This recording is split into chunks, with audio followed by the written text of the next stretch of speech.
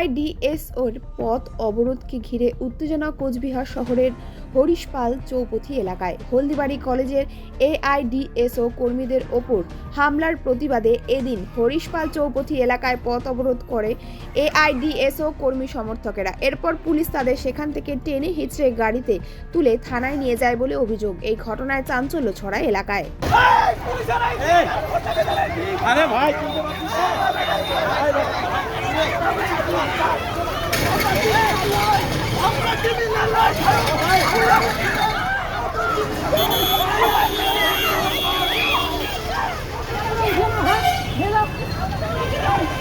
উঠে না যাও